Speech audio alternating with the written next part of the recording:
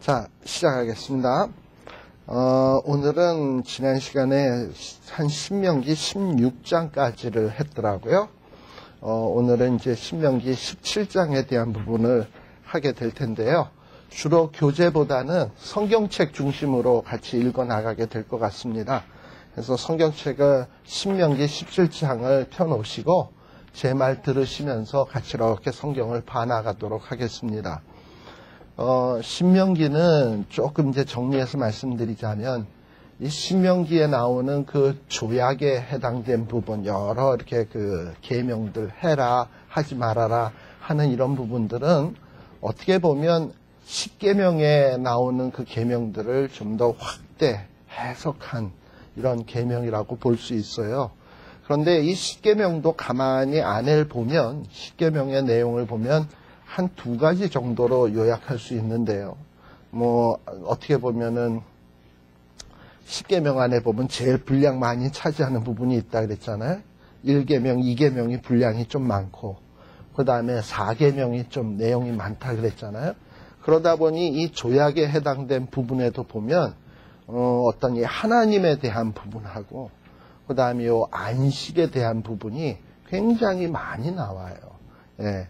그런데 여기 역시 이 17장도 안식일 계명과 관련된 좀 확대 해석이라고도 볼 수 있습니다.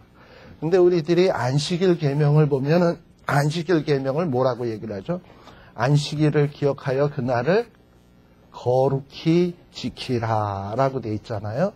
그래서 이 안식일 지킨다고 하는 것은 두 가지 중요한 개념이 있어요. 하나는 거룩히 지킨다는 것, 또 하나는 그러니까 구별해서 거룩히 지킨다는 것이 첫 번째 중요한 것이고, 또 하나는 안식해야 돼, 진짜. 근데 이 안식은 제가 지난 시간에도 여러 번 말씀드렸지만은 나만 안식하는 게 아니라 이웃도, 내가 거느리고 있는 종업원도, 내 집안에 있는 여러 종들이나 저를 돕는 여러 사람들도 다 같이 안식할 수 있어야 된다. 이런 얘기를 제가 지난 시간에 좀 했습니다. 근데 이 17장도 역시 안식일과 관련된 내용이라고 볼 수 있는데, 여러분들 17장 1절에 보시게 되면, 자, 아까 안식일의 첫 번째 중요한 개념은 뭐라 그랬죠? 구별하여 거룩히 지킨다는 것.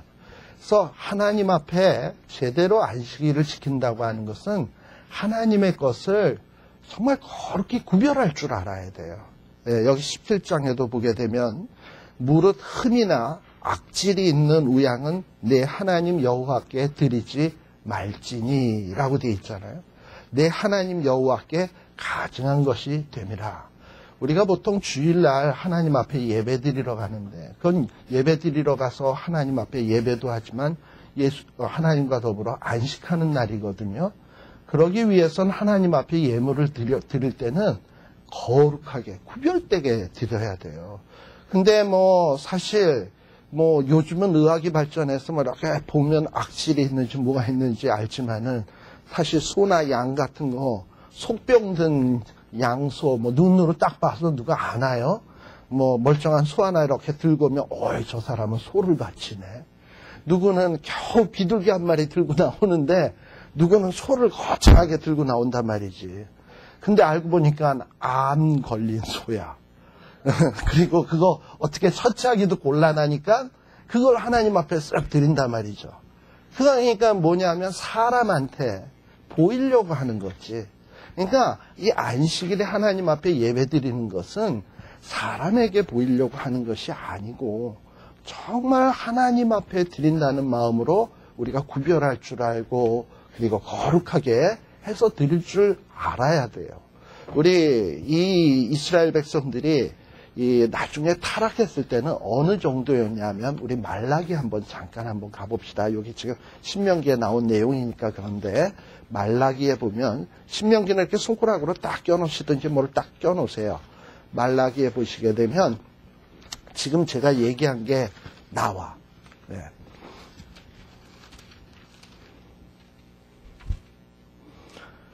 자, 말라기 1장 8절. 7절부터 보겠습니다. 1장 6절부터 볼게요. 제가 읽을게요. 내 말라기 1장 6절 내 이름을 멸시하는 제사장들아 나 만군의 여호와가 너희에게 이르기를 아들은 그 아비를 종은 그 주인을 공경하나니 내가 아비일진데 나를 공경함이 어디 있느냐 내가 주인일진데 나를 두려워함이 어디 있느냐 하나 너희는 이르기를 우리가 어떻게 주의 이름을 멸시하였나이까 하는도다. 이게 무슨 얘기냐면 이 말라기 시대 때 사람들이 심지어는 다 타락해가지고 제사장까지도 타락했어요. 그러니까 하나님이 이 제사장들도 백성들도 나를 멸시한다고 생각을 했어요. 그랬는데 백성들과 제사장들은 우리가 언제 하나님을 멸시했습니까? 뭐 입으로 하나님을 멸시한 적은 사실 없어요. 그런데 하나님이 왜 멸시받는다고 생각을 했냐 하면 7절에 보니까 너희가 더러운 떡을 나의 단에 드리고도 말하기를 우리가 어떻게 주를 더럽게 하였나이까 하는도다. 이는 너희가 주의 상은 격렬히 여길 것이라 말함을 인함이니라. 또 8절에도 만군의 여호와가 이르노라. 너희가 눈먼 희생으로 드리는 것이 어찌 악하지 아니하며 저는 것, 병든 것으로 드리는 것이 어찌 악하지 아니하냐. 이제 그것을 너희 총독에게 드려봐라. 그가 너를 기뻐하겠느냐, 너를 간합하겠느냐. 뭐 이러고 나오잖아요. 그러니까 실질적으로 사람들이요 소나 양을 드리는데 저는 거, 병든 거, 뭐 삘루니, 뭐 아무튼 별 이상한 것들을 그냥 하나님 앞에 드리면서 겉모양만 하나님 앞에 뭐 바치는 듯이 그렇게 하고 실제 하나님 사랑하는 마음은 하나도 없었던 거예요. 이게 뭐냐? 이게 바로 하나님 앞에 아까 신명기 17장에 나오듯이 흠이나 악질이 있는 우양은 여호와께 드리지 말지니 했는데 바로 이와 같은 것이 바로 이걸 금지하고 있는 거예요. 그럼 오늘날 우리들은 어떻습니까? 제가 여러 번 얘기했습니다만 과거 우리 믿음의 조상들 어머니나 아버지들 보면 내일이 주일이다 그러면 헌금을 이렇게 종이돈 있으면 대리미로 데리고 봉투에다 딱 넣고 아니면 은행에 가서 새 돈으로 바꿔다가 봉투에다 딱 넣어서 이게 다 마음이거든.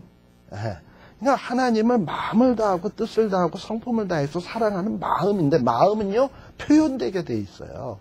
그래서 여러분들이 그냥 주일날 됐다고 이제는 헌금을 할 때 그냥 대충 가서 아무거나 쓱 해서 이렇게 하지 말고 미리미리 하루 전서부터 준비 한번 해보세요. 준비된 헌금을 이렇게 드리면 설사 사람이 보거나 안 보거나 그런 준비한 헌금을 드리면 하나님이 다 아시잖아.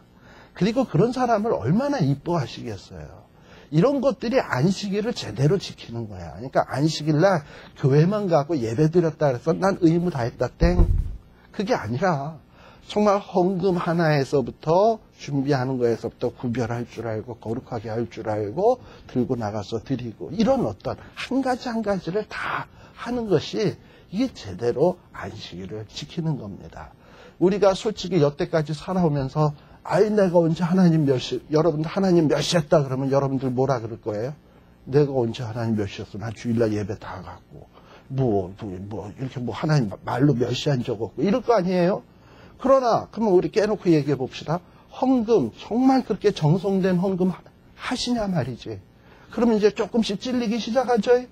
예, 물론 이 중에는 그렇게 하시는 분 나 있을 줄 알아요. 근데 그러면 조금씩 뭔가 캥기는 게 아예 없는 사람 하나도 없을 거야. 뭔가 캥기는 게 있을 거야. 그게 다 뭐냐 하면 하나님이 눈에 안 보인다고 은근히 우리가 멸시한다니까. 예, 그런 게 문제인 거예요. 근데 이렇게 하나님 앞에 안식일을 기억하여 거룩하게 구별되게 한다는 것이 이렇게 말씀 하나하나까지 딱 마음에다 두고 순종하려고 하는 것. 이런 것들이 안식일을 잘 지키는 것입니다. 그 다음에 여기 2절과 3절에도 보게 되면 정말 안식일이나 이런 것들은 하나님만을 섬기는 거거든요. 그런데 여기 특별히 2절에 보게 되면 성중에서든지 너희 가운데 혹은 남자나 여자가 내 하나님 여호와의 목전에서 악을 행하여 그 언약을 어기고 다른 신들을 섬기고 이거 하나님 앞에 제대로 안 하는 거지. 이러면 어떡하라 그랬냐. 여기 5절에 보면 어떻게 죽여라? 쳐 죽여라.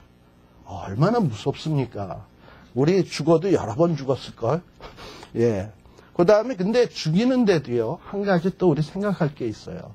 죽이는데도 함부로 죽여서는 안 돼요. 여기에 보면은 6절에 보게 되면 죽일 자를 2사람이나 3사람이나 증인으로 세워야 된다라고 얘기를 했어요. 사실 어떻게 보면 십계명의 5, 6, 7, 8, 9, 10에 해당되는 계명들은 다 어떻게 보면 안식의 계명과 굉장히 밀접한 관련이 있습니다. 왜냐하면 사람들이 그냥 모함하느라고 막 거짓 증거 세워서 사람을 잡아놓고 하면 그런 사회에 불안해서 어떻게 살겠어요? 안식이 있겠습니까? 없지요. 그러니까 항상 범죄자가 있다 하더라도 그런 범죄자를 벌을 줄 때는 정말 공정하게 2-3사람의 증인을 세워서 그 증인의 증언을 다 듣고 그러고 난 다음에 어떤 심판을 시행하는 그런 사회가 제대로 된 안식이 있는 거예요. 바로 이스라엘 백성들은 가나안 땅 안식의 땅에 들어갔습니다. 그럼 그 안식을 하나님이 주신 안식을 잘 보존하고 관리해야 되는데 이런 것들을 이렇게 증인 세우는 일 그리고 심판하는 일들도 이렇게 아무렇게나 임의대로 할 것이 아니라 하나님이 이런 법을 왜 주었을까 하는 것을 생각하면서 해야 돼요. 그리고 또 이제 12 쭉 넘어가서요. 그 다음에 쭉 넘어가서 8절부터 또 한번 보십시다. 여기에 보면 또 송사로 다투는 일이 있으되 서로 피를 흘렸거나 다투었거나 구타하거나 아무튼 이렇게 분쟁이 일어났어요. 분쟁이 있는 곳에 안식이 있을 수 있겠습니까? 없죠. 그러니까 그런 안식이 없는 경우에는 누구를 찾아가야 된다? 재판관을 찾아가서 물어봐야 돼. 혹은 제사장을 찾아가서 물어봐야 돼. 그렇게 해서 어떤 하나님이 주신 권위자, 제사장도 하나님이 권위를 줘서 제사장 삼았고 재판관도 하나님이 권위를 주어서 재판관 삼았는데 바로 그런 자들에게 가서 정말 하나님이 주신 법대로 재판을 받아가지고 일을 처리해야 진정한 안식이 있는 거예요. 그리고 또 12절에 보면 심지어 이런 하나님이 세우신 권위자들을 무시하거나 방자하게 대하는 경우는 가차없이 없애라 라고 얘기하는 겁니다. 그래서 우리들이요 교회 안에서 정말 교회가 평안한 교회, 좋은 교회 만들려면 권위에 대해서 존중할 줄 알아야 돼요. 교회에서 제대로 된 안식을 맛보려면 교회 안에 세운 권위에 복종할 줄 알아야 돼요. 그런데 많은 사람들이 어떤 그 권위에 대해서 함부로 대하는 경우들이 참 많아. 그런 것들을 제해 나가야 돼요. 그래서 하나님께서는 이스라엘 백성들에게 안식의 땅, 가나안 땅을 주시면서 가나안 땅의 안식으로 잘 보존되기 위해서 세워져야 될 3명의 권위자를 이야기를 하십니다. 그 첫 번째가 14절서부터 나오는 신명기 17장 14절서부터 나오는 왕이에요. 그리고 그 다음에 18장에 보게 되면 또 누가 나오느냐 하면 제사장 나와요. 그 다음에 15절, 19장 15절서부터 보게 되면 누가 또 등장을 하느냐 하면 선지자가 나와요. 흔히 제사장, 왕, 선지자를 3개를 한 묶음으로 묶어서 뭐라고 얘기합니까? 기름 부음 받은 자. 왜냐하면 왕도 왕 세울 때 기름 붓고 제사장도 왕 세울 때 기름 붓고 뭐 선지자도 기름 붓고 이러니까 소위 이런 자들을 기름 부음 받은 자라고 얘기를 하는데 이 기름 부음 받는 자는 누가 기름을 붓는 거냐? 하나님께서 기름 부어서 세워주시는 종들이거든요. 그래서 이제 가나안 땅 안식의 땅에 들어가면 하나님이 세우시는 기름 부을 자들이 있는데 그런 자들을 잘 세워야 된다는 거죠. 하나님이 원하는 사람으로. 그래서 여기에 보면은 특별히 어떤 자가 나오느냐 하면 14절에 보게 되면 14절에 보면 주변에 있는 열국과 같이 왕을 세우고자 하는 뜻이 생기거들랑 뭐 생길 수 있죠. 그런데 이방 나라처럼 아무나 세우지 말고 반드시 너의 형제 가운데서 그러니까 너희 나라 사람으로 세워야 되고 그리고 또 그 왕이 된 사람은 어떠해야 되냐 16절에 보게 되면 뭐를 많이 두지 마라? 말을 많이 두지 마라. 그러니까 따그닥따그닥 하고 가는 말 많이 두지 말고 그리고 말 얻으려고 막 애굽에 가서 기웃거리고 어떤 강한 나라 가서 기웃거리고 이래서는 안 되고 또 17절에 또 뭘 두지 마라? 아내 많이 두어서는 안 되고 그 다음에 은금도 많이 쌓아서는 안 되고, 그 다음에 어찌해야 되냐. 여태까지는 안 되는 것만 얘기했는데 해야 되는 거는 뭐냐. 왕 위에 오르는 사람은. 율법책을 그 당시에는 인쇄술이 없으니까 책이 없잖아요. 그러니까 율법 오리지널 책이 있으면 그거를 등사, 베껴서 그리고 그거를 어떻게 하냐면 평생 자기 옆에다 두고 그리고 그 하나님의 말씀을 자꾸 배우고 그리고 그 말씀대로 행하는 자가 왕이 돼야 돼. 그러니까 이스라엘의 왕은 이스라엘 자기 백성들을 안식을 지켜주는 자입니다. 근데 진짜 안식이 이루어지려면 뭐로 많이 안식을 줄 수 있냐면 하나님의 말씀대로 사는 거거든. 그러니까 왕은 하나님의 말씀에 대해서 잘 알아야 돼요. 사실 저는 이명박 대통령이 대통령 된 거 참 좋았어요. 그리고 이전에 김영삼 대통령이 될 때도 참 좋았어요. 근데 이제 바라건대 이런 분들이 하나님의 말씀을 딱 안에다 두고 모든 어떤 정책을 결정할 때 하나님의 말씀의 원리에 입각해서 해나갈 수 있도록 우리는 기도해야 돼요. 이게 바로 우리가 안식, 내게 주신 안식들을 지키는 것이고 우리에게 주신 안식을 지키는 것이고 우리 백성에게 주신 안식을 지켜가는 거예요. 그래서 권위자들을 위해서 기도할 줄 아셔야 됩니다. 또 18장서부터는 또 누가 등장을 하느냐 하면 어떤 안식을 지키기 위해서 하나님께서 세우시는 기름 부음 받은 자들이 있는데 그게 누구냐 하면 레위 사람, 제사장들이에요. 그러니까 레위 사람, 제사장들. 사실 우리가 안식은 누가 주는 겁니까? 하나님이 주는 거예요. 따라서 안식을 제대로 얻으려면 우리와 하나님 사이의 관계가 바로 돼야 돼. 근데 우리와 하나님의 사이의 관계를 바로 세우기 위해서는 중간에 우리와 하나님을 연결시켜주는 자가 있잖아요. 그게 누굽니까? 제사장 아닙니까? 요즘 시대에는 우리 예수님이 제사장이니까 제사장의 제도는 이제 없어졌다고 할 수 있지만 이 당시만 하더라도 제사장이 백성과 하나님 사이를 중개하는 역할이에요. 그러니까 이 제사장들과 레위인, 이 중개자의 위치에 있는 사람들을 잘 백성들이 신경을 써줘야 되는 거야. 그래서 여기에 보면은 특별히 18장에 보면 제사장이나 레위인은 뭐가 없다? 분깃이 없다. 다시 말하면 하나님이 땅을 분배할 때 레위 사람을 위해서 하나님이 떼준 땅이 없어요. 그냥 레위 사람은 다른 백성들은 시므온의 땅, 유다의 땅 해가지고 유다의 땅에는 유다 사람들 살고 시므온은 시므온 땅에서 살고 이렇게 자기 지파대로 사는데 레위 사람은 자기의 땅이 없으니까 어떻게 사냐? 오만데 흩어져 살아. 어떤 레위인은 유다 지파 땅에서 살고 어떤 레위인은 저 베냐민 지파 땅에 살고 어떤 자는 시므온 땅에 살고 그러거든요. 근데 거기서도 자기 땅이 없어. 그러면 어떻게 사냐 이 사람들은. 그 유다 땅에 사는 레위인이 있을 경우에는 유다의 사람들이 그 레위인을 돌봐야 돼. 그리고 레위인을 제사장으로 세워서 제사 지낼 땐 그 제사장의 도움을 받아서 예배 드리도록 돼 있는 거예요. 따라서 여기에 보게 되면 뭐라고 되어 있냐 하면은 1절에 보게 되면 분깃이 없어요. 기업도 없어요. 그러니 그들은 어떻게 먹고 사냐? 하나님께 바치는 화제물. 그러니까 제사 드리고 남는 고기라든지 또는 제사 때 드리는 무슨 떡 같은 거 있잖아요. 이런 것들. 그런 걸 먹고 살게 돼 있어요. 그리고 또 뭘로 살게 돼 있냐? 여기에 보게 되면 3절에 보면 제사장이 백성에게 받을 음식은 이러하니 제물의 우양, 그 앞에 넓적다리, 두 볼, 위 이런 것들을 제사장에게 주고 또 처음 된 곡식, 포도주, 기름, 양털 이런 것들을 주고 그래서 그런 걸 가지고 살도록 돼 있어요. 이게 바로 레위 사람들. 그래서 이스라엘 백성들이 가나안 땅에서 정말 안식을 잘 누리려면 제사장을 잘 살 수 있도록 그리고 제사의 일에만 전념할 수 있도록 보장을 해 주어야 됩니다.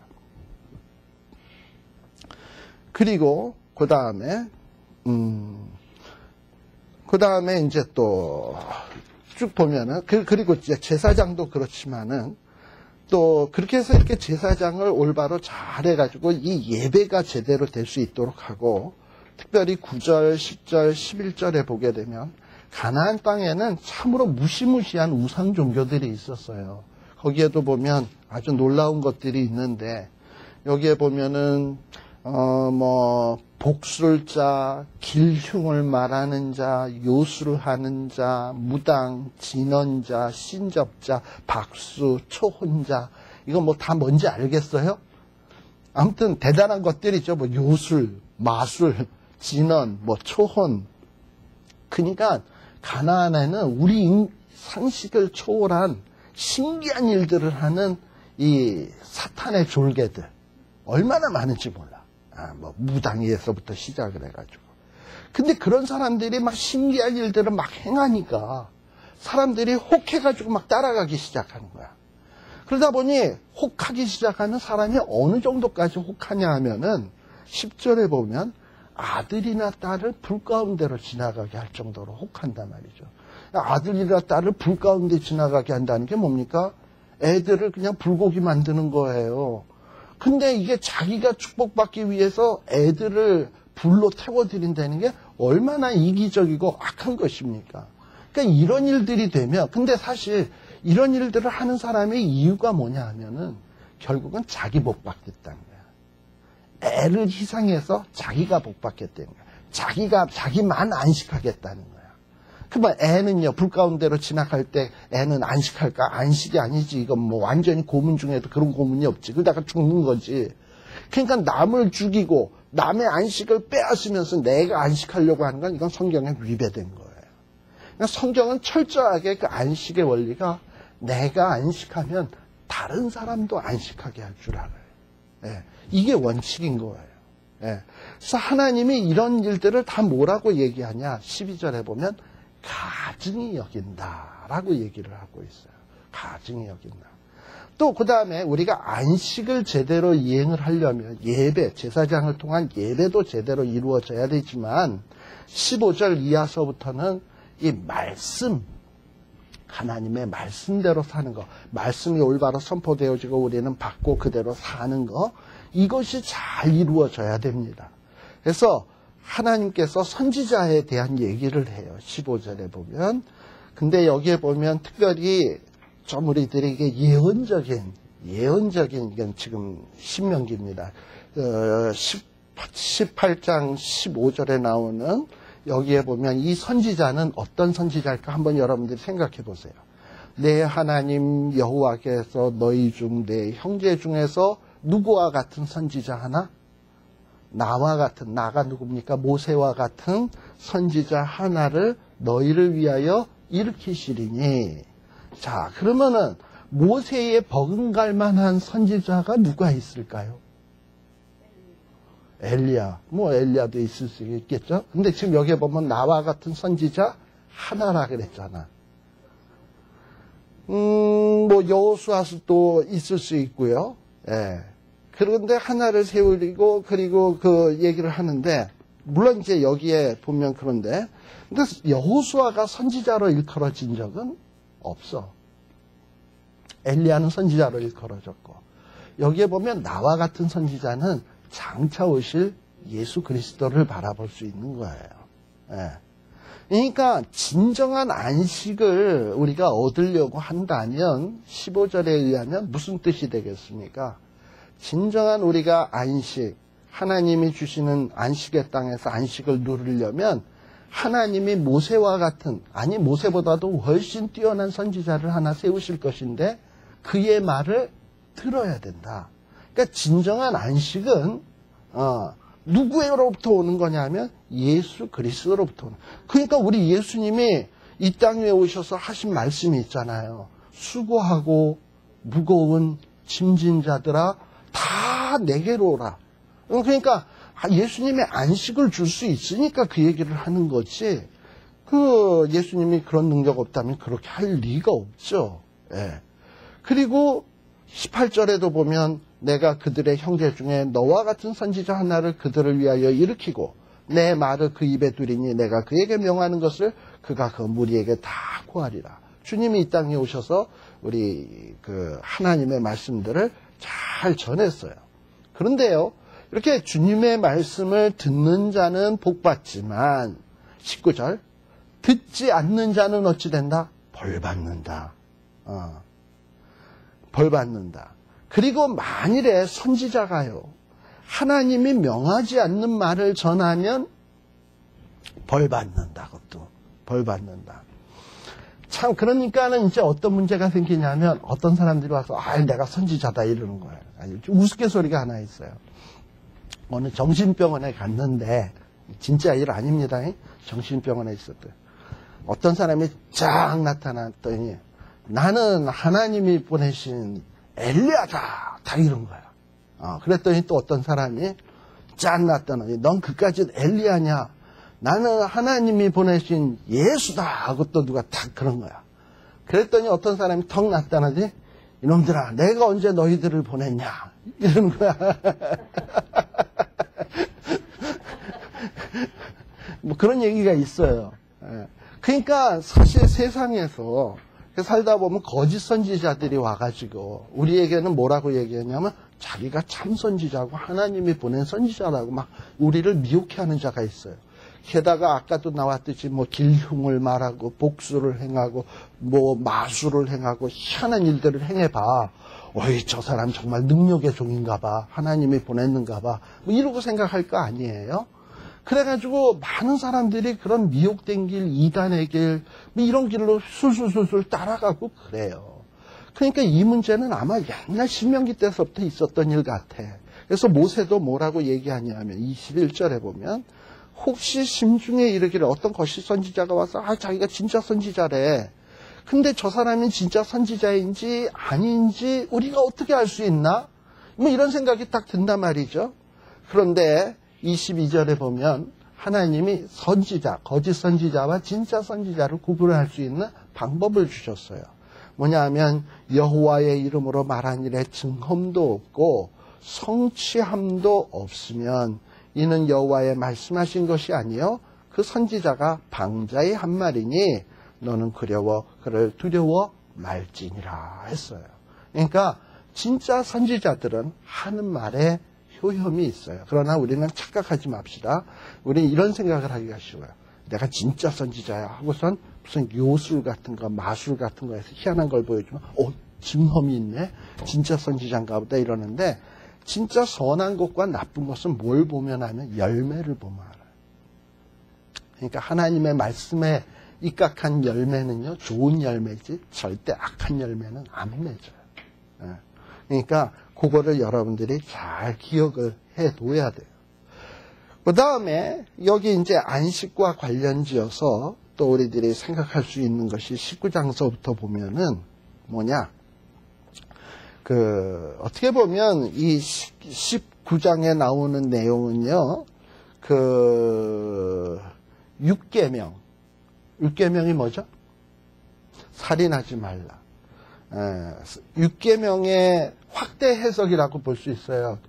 간음하지 말라는 7계명, 도적질은 8계명, 9계명은 거짓 증거하지 말고, 10계명은 탐내지 말고잖아요. 그런데 19장에 나오는 내용은 그러니까 뭐냐면 살인하지 말라라는 거, 얘 확대 해석이라고 보면 돼. 특별히 여기에는 뭐에 대한 것이 나오냐면 도피성에 대한 얘기가 나오거든요. 도피성.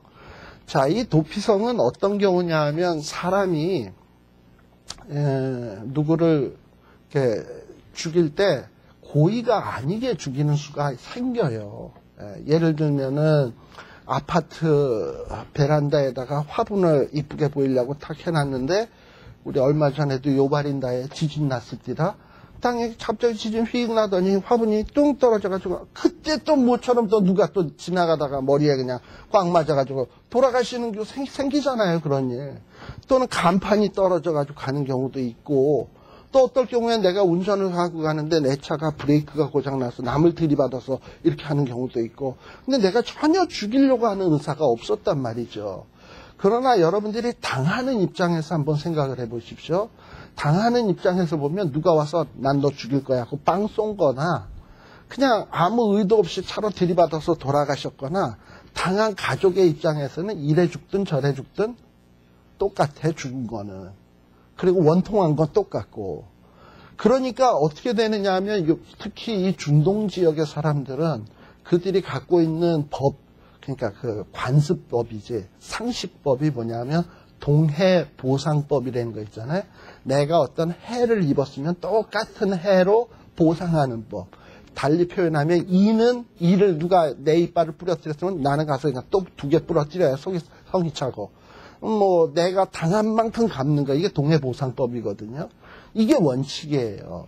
근데 그러다 보면 여러분들 보세요. 사람 살다 보면 자기가 의도하지 않고 생기는 죽음들이 생기는데, 당한 입장에서는 죽었다고 해서 우리 아버지가 죽었어, 이런 생각이 딱 드니까 어떻게 되냐 하면, 이제 아버지가 죽었어요. 이 원수를 갚아야지. 근데 내가 어려서 지금 못 갚으니까 어디 갑니까? 산에 올라가서 어느 도사님한테, 도사님, 저에게 무술을 가르쳐 주시옵소서 하고서 20년 뒤에 다 배우고 나타나면서 딱 나타나서 너 그때 일을 기억하느냐, 받아라 하고서 칼을 짠. 이렇게 해서 이제 살인을 했단 말이지.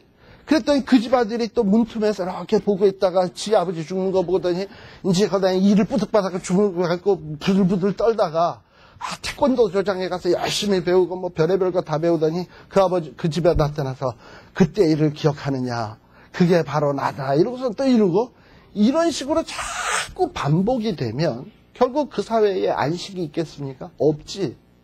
그러니까 하나님이 주신 가나안 땅, 안식의 땅에서 안식을 유지하기 위해선 정말 적의를 가지고 남을 죽인 경우에는 벌을 받아야 되지만, 적의가 없이 사람을 죽였을 경우에는 반복되는 살인의 그 사이클, 그 연결 사슬을 끊어야 되겠다는 거야. 예, 그런 살인은 없어야 되겠다는 거야. 그래서 하나님이 어떻게 하셨냐면 성읍을 구분을 해가지고 도피성을 세우라 그런 거예요. 그래서 이 도피케 하면 그러면 아무나 살인자가 다 도망하면 되겠네, 이게 아니야. 여기 4절에 보면 살인자가 도피하여 살만한 경위는 이러하니 누구든지 본래 혐언이 없이, 다시 말하면 누구를 죽이고자 하는 의도가 없이 부지중에 이웃을 죽였을 경우. 그래서 얘도 나와. 뭐라고 나오냐, 가령 이웃과 벌목하러 산에 들어가서 손에 도끼를 잡고 벌목을 하는데 갑자기 이 나무 꼭대기가 썩었는지 나무가 뭉실뭉실해가지고 도끼가 이렇게 딱 껴져 있던 게 갑자기 도끼날이 휙 날아가더니 상대방 머리통에 가서 띵 하고 맞아가지고 돌아가시는 경우 생기잖아. 예. 그러면 그런 거는 일부러 죽인 게 아니까 이런 자는 도피성에 피해서 생명을 보존할 수 있게 해줘야 돼. 예. 그리고 반면에 만일 11절에 보면 반대로 만일 사람들이 의도적으로 죽이려고 숨어서 기다리다가 사람을 죽여놓고서는 도피성으로 가면 살지 하고선 냅다 도망쳐가지고 도피성으로 갔을 경우, 이런 경우는 어떻게 하냐, 그럴 때는 성읍에서 끌어내서 그런 자는 죽이래. 예. 그래서 하나님이 이렇게 어떤 살의가 없이 사람을 죽이는 경우에 서로 복수에 복수를 낳지 않도록 사슬을 끊는 거, 이거를 하나님이 하셨어요. 근데요, 여기에서 우리 조금 더 나아가서 한번 생각해 봅시다. 우리 예수님은 어떤 신명기에 나오는 이런 계명들을요, 문자 그대로만 지키려고 하지 아니하고 거기에서 좀 더 적극적으로 지켰던 거 알아요? 그래서 우리 예수님은 원수에 대해서 원수 갚지 마라, 이게 아니라 원수를 뭐 하라고? 내 원수를 사랑하라. 그 다음에 이 신명기의 법은 동해보상법 아닙니까? 내가 한 대 맞았으면 한 대 쳐야지. 근데 우리 예수님은 오른뺨 맞았으면 냅다 가서 오른뺨 때려라가 아니라, 그래야 동해보상법 아니야, 상식법 아니야. 근데 그런 식으로 처리하는 게 아니라 오른뺨 맞았으면 오히려 내가 왼뺨을 또 대래. 그러니까 예수님이 얘기하시는 법은 훨씬 더 초월된단 말이죠. 이게 어떻게 보면 제대로 율법을 지키는 거야. 그 원리를 따르는 것이. 그렇다면은 우리가 예수님이 제시하는 원리대로 율법을 따른다 그러면 그 지킬 자 있어요, 없어요? 없지. 어떻게 오른밤 때렸는데 왼뺨을 돌려댑니까? 아니, 우리는 오른밤 때리면 저쪽 가서 오른밤, 왼밤 다 때리고 오지. 우리 절대 그렇게 안 하지. 그러니까 절대 우리는 그렇게 못 하는데, 거기에다가 뭐 또 간음에 대해서도 그러잖아요. 단순히 간음 안 하는 게 아니라 음욕을 품으면 간음이고, 살인에 대해서도 미워하면 살인이고, 나가라 하는 자는 이거 뭐 지옥불에 들어갈 정도의 죄고.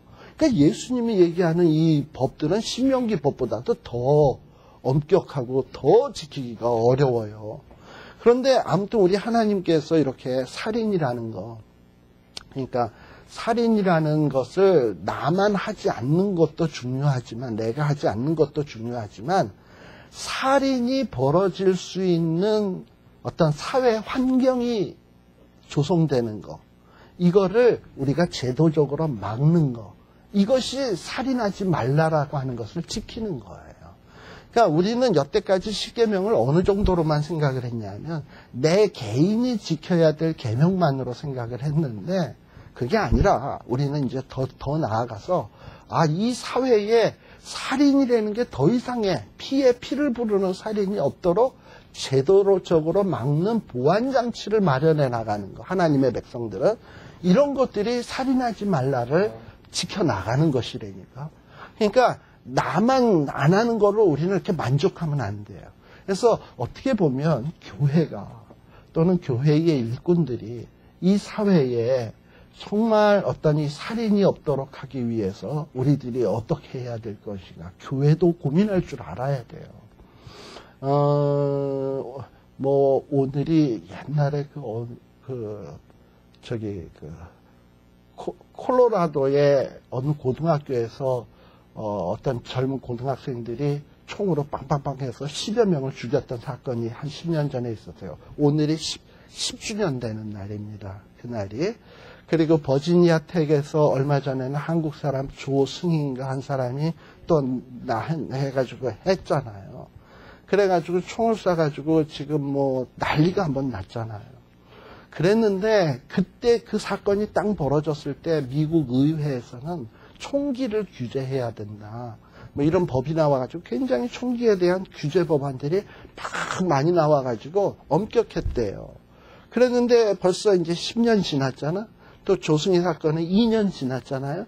그러다 보니까 이 법이 그때는 막 엄격하게 제정되었던 것들이 흐지부지 되져가지고 지금은 의회에 어떤 법이 지금 또 입안이 되고 있냐면 대학생 애들이 캠퍼스 안에서 총기를 휴대하고 다닐 수 있는 것을 허용하자라는 법이 지금 발의가 됐어요.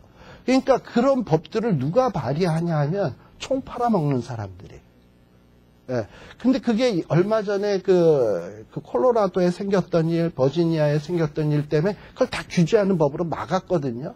그런데 이게 세월이 이렇게 지나다 보니까 이제 그때 막 흥분했던 사람들이 잠잠해지고 나니까 이 총 팔아먹는 사람들이 또 뒤에서 이 의원들을 로비하고 해가지고 그런 법안들이 상정되고 있는 거예요.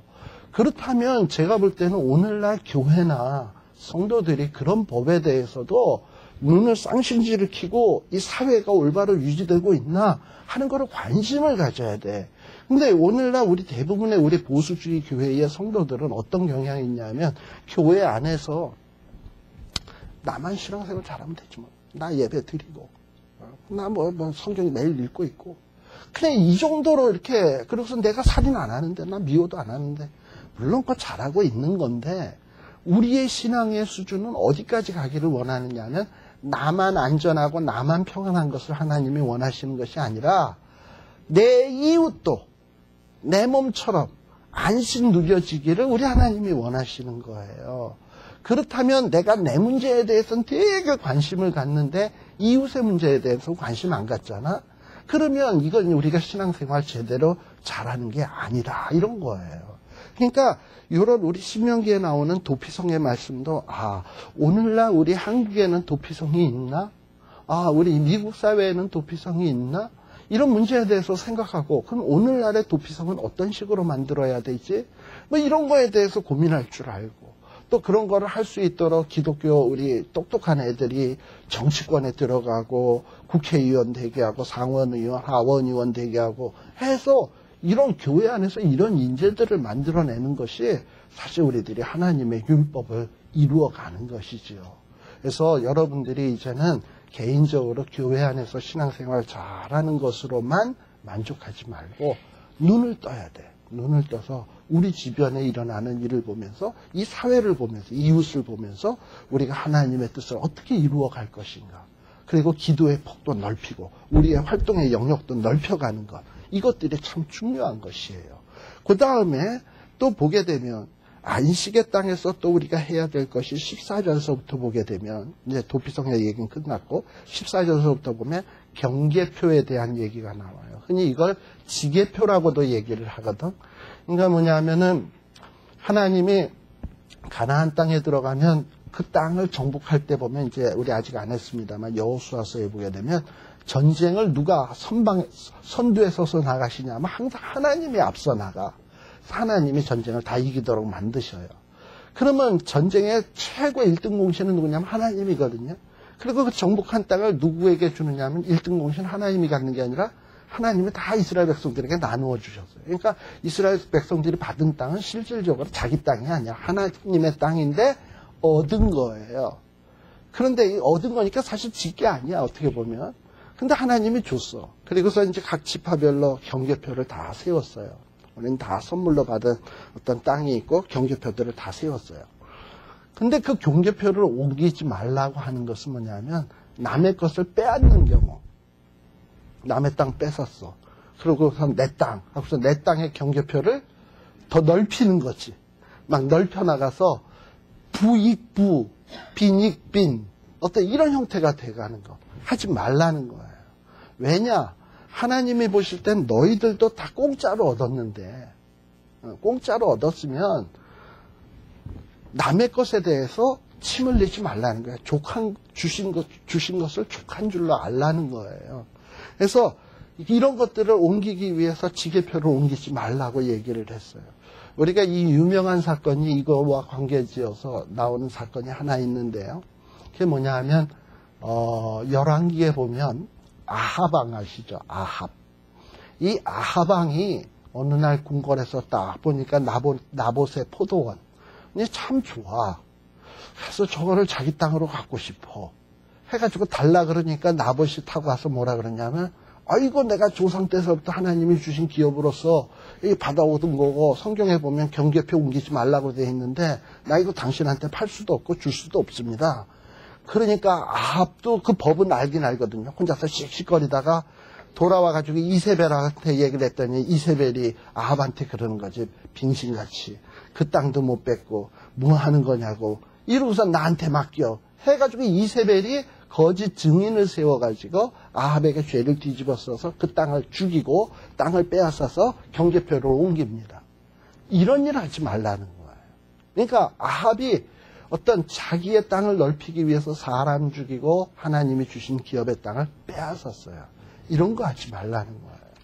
그러니까 우리 예수 믿는 사람은 너무 지나치게 많이 가지려고 해서도 하나님이 주신 것을 족한 줄로 여기는 마음, 이런 것들. 또 여기에 보면 또 증인에 대한 문제, 이것도 구계명, 거짓 증거하지 말라, 뭐 이렇게 하는 것도 중요하지만 거짓 증거를 할 수 없는 시스템을 만드는 것, 이것도 하나님이 원하시는 거예요. 그러니까는 이 하나님이 이 명하신 이 십계명은 가만 보면 그냥 우리의 한 개인만 잘하는 것이 아니라 어떤 하나님의 나라, 교회 안에 정말 하나님이 잘 뜻이 이루어질 수 있는 시스템을 만들어가는 것을 굉장히 신명기 안에서 많이 얘기하고 있어요. 그래서 사실 그동안 우리 보수주의 교회나 이런 교회에서는 교회 일에는 관심이 많았지만 사회의 일, 정치적인 문제, 이런 문제에 대해서는 별로 관심이 없었던 경우들이 있어요. 그러나 우리들이 이런 부분까지 관심을 가져줘야 된다. 또 우리 지금 몇 분입니까? 45분 했죠? 아직 15분 남았죠. 그 다음에 20장에도 보게 되면 오늘 신명기는 끝나야 돼요. 20장에 보게 되면 또 우리 하나님께서 참 이 안식의 땅에서 이루어질 여러 가지에 대해서 설명을 하시는데, 자, 우리가 안식을 딱 보존을 하려면 어찌해야 되냐 하면은 하나님이 함께 하심을 분명히 확실하게 믿어야 안식을 보존할 수 있습니다. 특히 언제 사람이 불안하냐 하면 전쟁의 위협이 있다 그러면 안식이 안 돼. 안 되죠. 그죠? 그러나 전쟁의 위협 속에서도 안식이 되는 사람이 있어요. 그런 사람은 어떤 사람이냐? 하나님이 나와 함께 하신다. 내가 사망의 음침한 골짜기로 다닐지라도 내가 해를 두려워하지 않는다. 왜? 하나님이 나와 함께 하시니까. 이런 사람은 전쟁이 나도 안 두려워. 그런데 전쟁이 나면 안절부절 못하고 잠도 못 자고 걱정 근심하는 경우는 뭐냐면 하나님이 함께 하시면 긴가민가 하니까 그렇지. 그러니까 하나님이 안식의 땅에서, 사실 안식의 땅이라고 전쟁이 없는 건 아닐 거 아니에요. 주변 나라가 쳐들어올 경우도 있고 하나님 그거 다 아시지. 그러나 너희들 걱정하지 마라. 내가 너희와 함께 하니까. 그게 이런 믿음이 있어야 안식이 돼. 20장 1절 2절 쭉 보게 되면요. 그리고 제사장들은 뭐하냐? 백성들에게 그걸 선포를 해야 돼. 3절에 보면 이스라엘아 들으라. 저 원수들 보고 떨지 말아라. 왜? 하나님이 우리와 함께 하니까. 그리고 4절에 보면 하나님이 함께 할 뿐만 아니라 하나님은 너희를 위하여 대적을 치고 너희를 구원할 것이다. 그러니 겁내지 말고 나가라. 이런 믿음이 확실히 있어야 돼요. 그리고 여기에 보면 하나 또 특이한 게 있는데, 이렇게 하나님에 대한 믿음이 없는 자도 근데 믿음이 한꺼번에 생길 건 아니지 않습니까? 그러니까 하나님은 믿음이 없는 자라도 안식하기를 원하셔. 그래서 어떤 경우가 있냐면 5절에 보게 되면 어떤 사람이 지금 전쟁이 났어요. 그래서 억지로 전쟁이 나면 강제 징집을 하잖아, 젊은 사람은. 그래서 징집이 됐어, 왔어요. 근데 집에 할 일이 많아. 지금 여태까지 집 짓다 왔어. 집 짓다 왔는데 낙성식을 해야 되는데, 새 집을 짓고 낙성식을 해야 되는데 집에 늙은 노인분 밖에 안 계시는 거야. 이걸 누가 할 건가? 전쟁 나와서 자기는 하나님이 함께 하심이 믿어지기도 하지만 이 집 낙성해야 되는데 이 걱정 때문에 안식이 안 되는 거야. 그러면 하나님은 뭐라 그러냐면 그런 자 돌아가라. 왜 이렇게 하나님이 배짱을 부릴까요? 하나님 사실 혼자서 싸워도 다 이기거든. 그러니까 하나님은 모두가 다 안식을 얻기를 원해요. 또 6절에도 보면 또 무슨 얘기가 있냐면 포도원을 만들고 그 포도원의 과실을 못 먹은 자가 있냐. 아이씨, 전쟁 나와가지고 내가 그동안 농사 져놓은 거 먹어보지도 못하고 죽게 생겼네. 이러고서 원통 불통해야 하는 사람 있잖아요. 그런 자도 돌아가라 이거예요. 그러니까 하나님이 참 얼마나 자상한 하나님인지 몰라. 예. 또 거기에다가 7절. 또 어떤 총각은 약혼을 하고 왔는데 그 첫날 밤도 못 치르고 그냥 결혼식하고 왔단 말이지.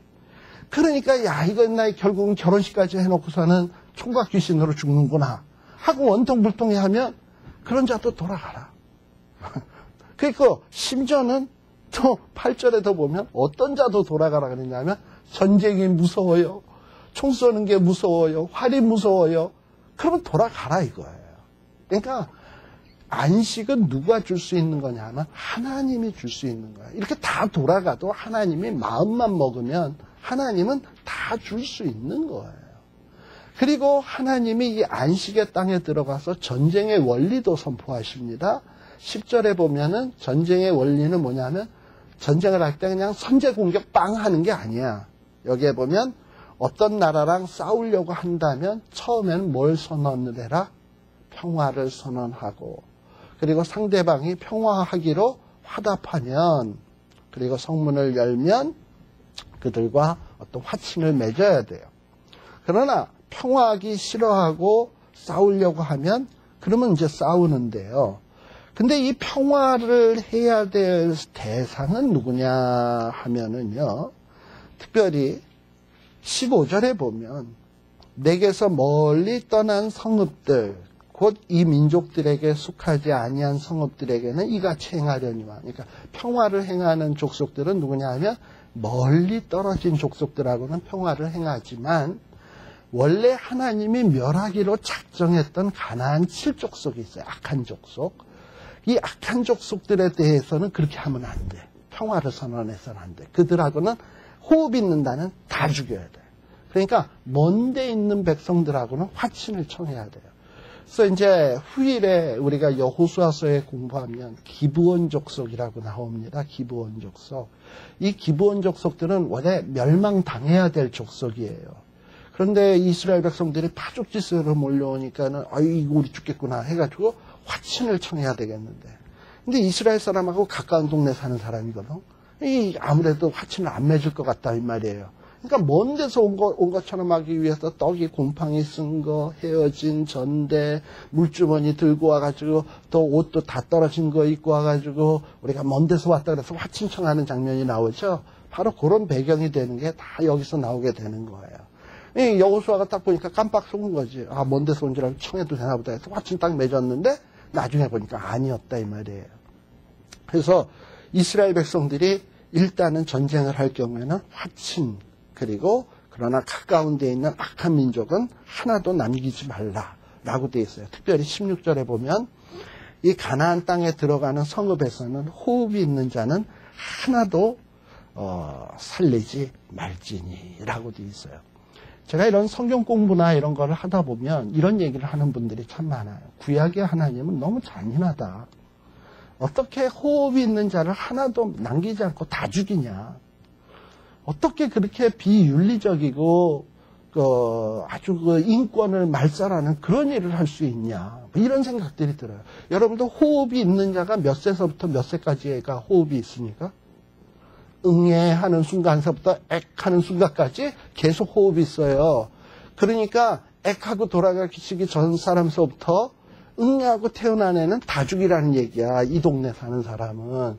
그러면 그 중에서 애들 가운데는 여러분들 저는 이거를 놓고 곰곰이 많이 좀 생각을 해봤어요. 애가 태어나서 한 살서부터 3살까지 얼마나 이쁩니까?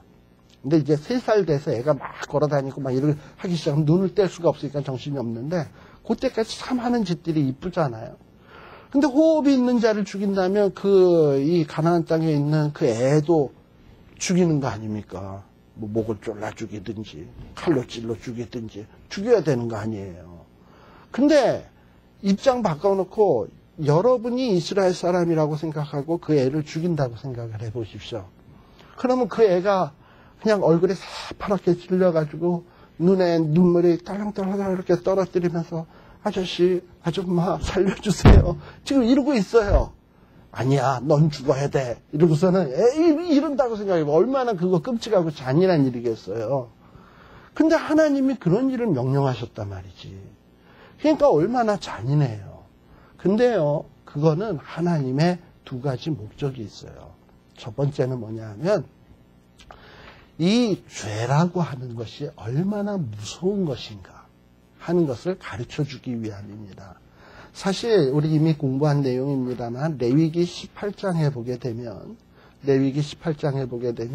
무슨 내용이 나오냐면 이 너희들이 이미 떠나온 애굽 땅의 풍속도 따르지 말고 그리고 들어갈 가나안 땅의 풍속도 쫓지 말라라고 얘기하면서 나오는 얘기가 레위기 18장에 보면 근친상간, 동성연애, 그 다음에 또 뭐 또 나오냐 하면 심지어는 수간. 수간이라는 건 뭐냐면 짐승과 성적 관계를 맺는 거. 그런 얘기들이 쫙 나와요.